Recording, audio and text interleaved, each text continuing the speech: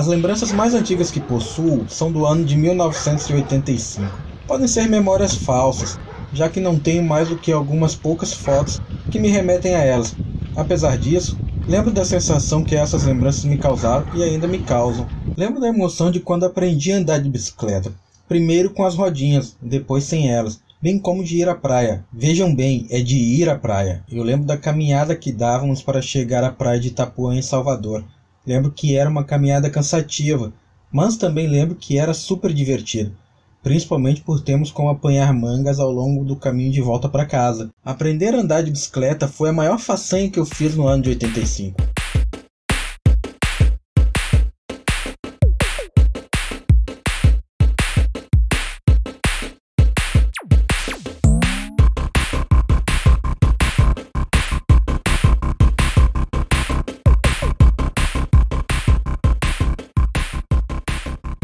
Um ano recheado de eventos importantes no país, entre eles o primeiro Rock in Rio, o lançamento do primeiro satélite brasileiro, o Brasilsat A1, a eleição indireta do Tancredo Neves como presidente do Brasil, que deu fim à ditadura militar. Mas o fato que eu vi com os meus próprios olhos e que nunca esqueci foi o da morte do Tancredo. Eu lembro muito bem deste momento. Eu estava sentado diante da TV quando deram a notícia, mas eu era apenas uma criança de 6 anos de idade recém-completa. Eu queria mesmo era andar de bicicleta e ir para a praia.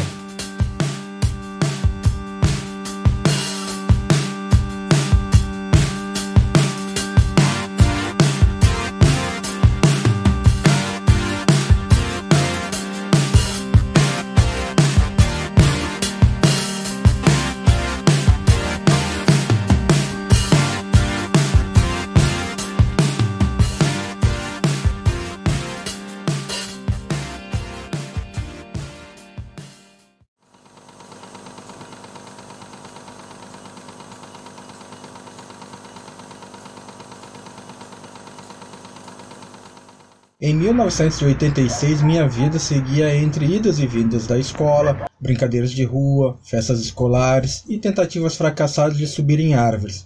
Já o Brasil seguia sua vida, e o ano de 86 teve algumas coisas bem marcantes. O presidente era o Sarney, o Plano Cruzado entrava em vigor no início do ano,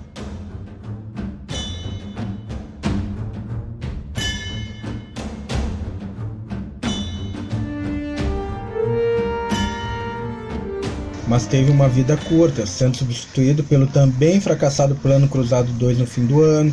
A Lei de Incentivo à Cultura é sancionada pelo Sarney. São realizadas as primeiras eleições gerais para governadores, senadores, deputados federais e estaduais depois do fim da ditadura militar. Mas o que chamou mesmo a atenção de todos no Brasil, e a minha também, pois passei a assistir sagradamente, foi o show da Xuxa com aquele disco voador irado que ela tinha. Pelo menos era isso que eu pensei naquele momento.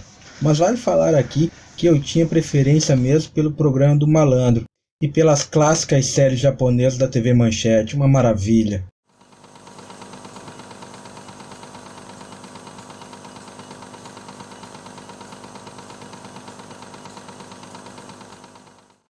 O ano de 1987 foi muito movimentado, tanto para mim quanto para o Brasil. Para mim, a vida seguia de casa para a escola e da escola para casa.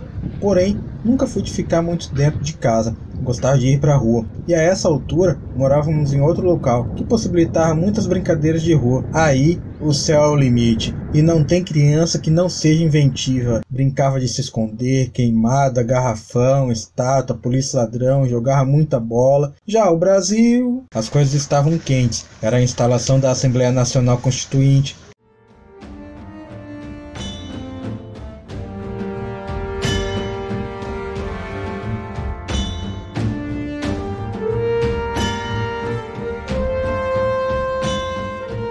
que eu tenho lembrança de ter visto isso, ou na TV ou de ter escutado meus pais comentarem.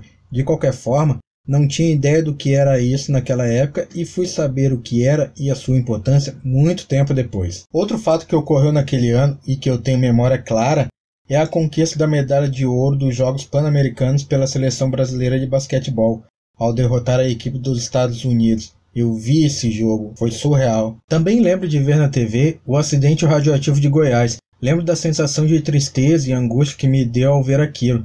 Lembro das minhas professoras explicarem na sala de aula o que ocorreu. Mas definitivamente o fato mais marcante que ocorreu na minha vida foi o nascimento da minha irmã mais nova, a Larissa. Lembro de ver ela bebezinha, recém-nascida.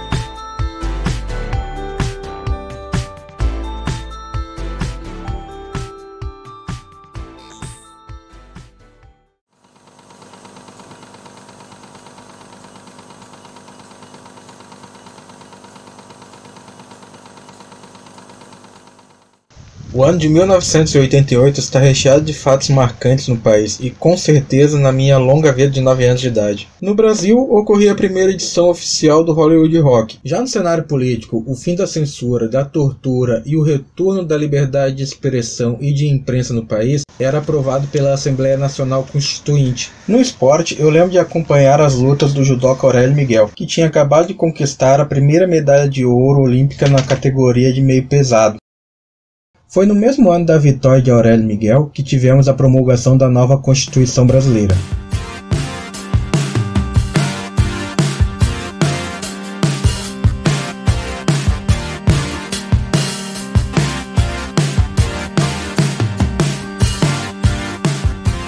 Mas o fato que mais me marcou no ano de 88, pois além de ter visto a notícia na TV, eu busquei saber mais falando com meus professores, foi o assassinato do seringueiro e ativista ambiental Chico Mendes. Eu queria saber por que ele foi assassinado.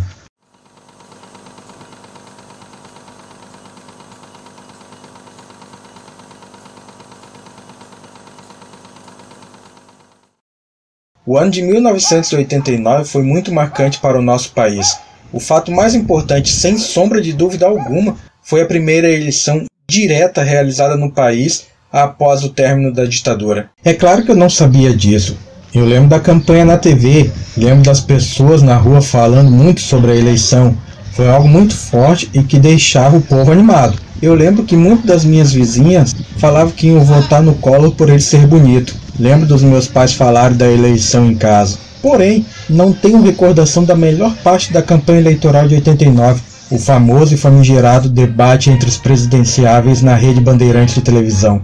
Uma verdadeira pérola da política nacional.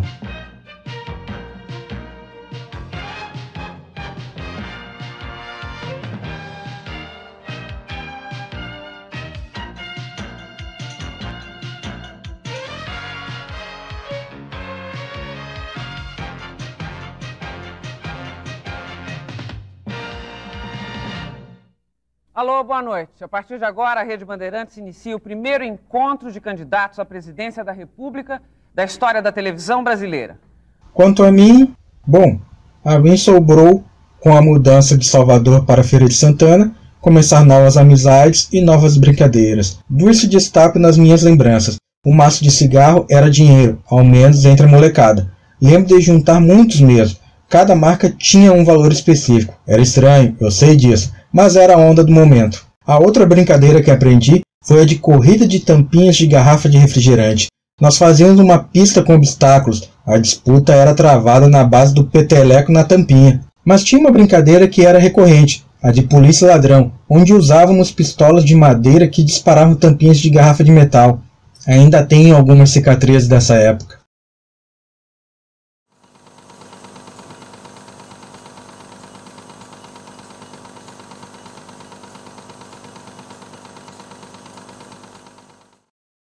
O ano de 1990 me traz muitas lembranças. Foi o ano de andar muito de bicicleta e de jogar boletas. Foi um ano muito bacana e meio assustador. No bairro atrás do meu tinha um lobisomem.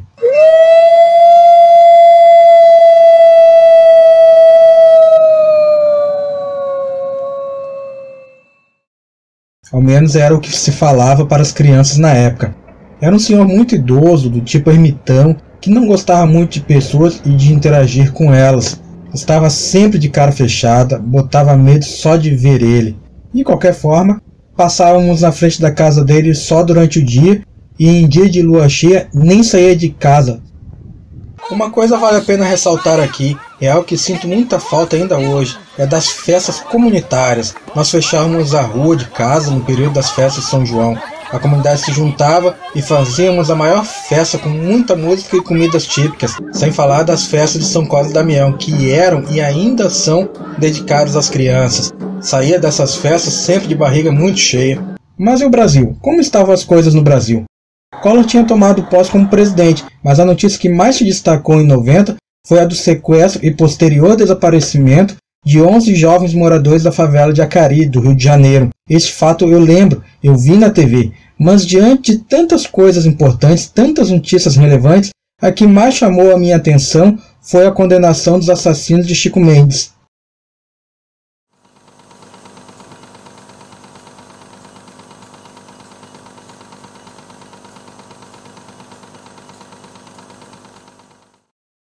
Em 1991 é um ano nada incomum para o Brasil. Foi relativamente tranquilo, ao menos de acordo com as minhas memórias. Ocorre a segunda edição do Rock in Rio.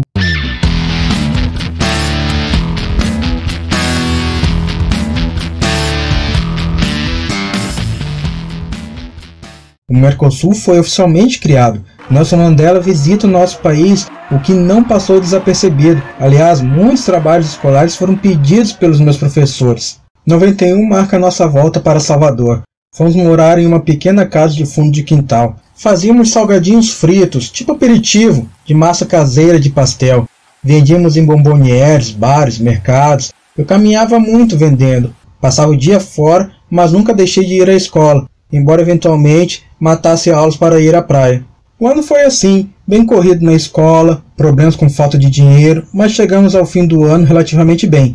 Dali para frente foi muito trabalho de todos, principalmente da minha mãe, mas com muita luta e ajuda dos familiares do Rio Grande do Sul, no início do ano de 92, voltamos para o Sul.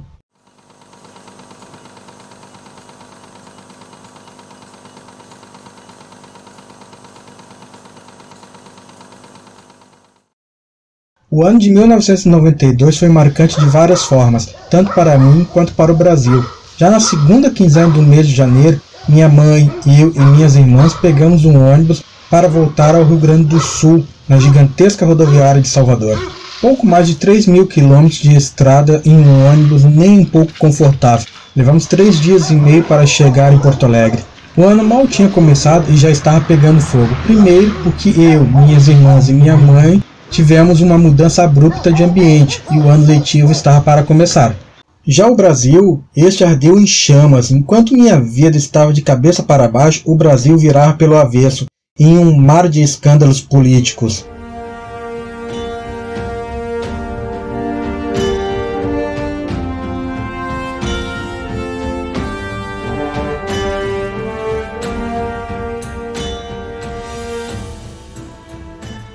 Esses acompanhei firmemente, mas ao longo do ano, antes, durante e depois do cabaré pegar fogo, ocorreram fatos memoráveis para a história do país, que nada tinham a ver com os problemas do governo.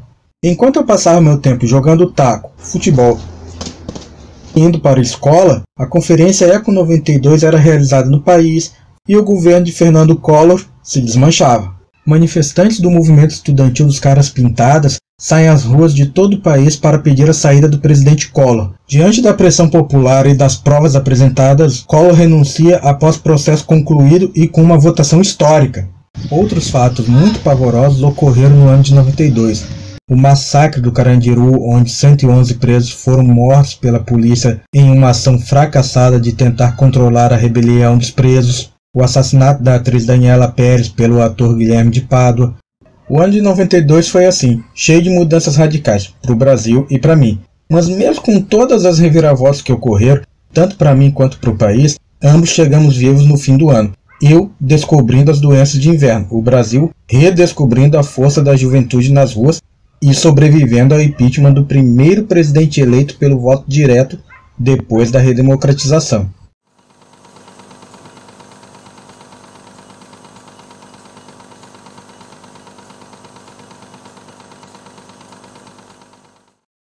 O ano de 1993 não foi lá muito diferente do que o anterior para o Brasil. E entre tantos acontecimentos, eu lembro de 3 que acompanhei pelos noticiários. O plebiscito sobre a forma e o sistema do governo no Brasil, que o povo votou por manter o presidencialismo, e 2 chacinas acometidas por policiais militares, a chacina da Candelária e a chacina do Vigário Geral. Quanto a mim, no auge dos meus 14 anos de idade, passar meus dias indo à escola, paquerando, saindo com os amigos, tocando campainhas. Aquela fase que você não é nem criança nem adolescente, é um meio termo que muitas vezes é profundamente irritante. A minha adolescência, assim como a minha infância, foi memorável. Fiz muita besteira e aprendi com elas. Fiz coisas certas e quase nada aprendi. Ao que parece, aprendemos e crescemos com nossos erros.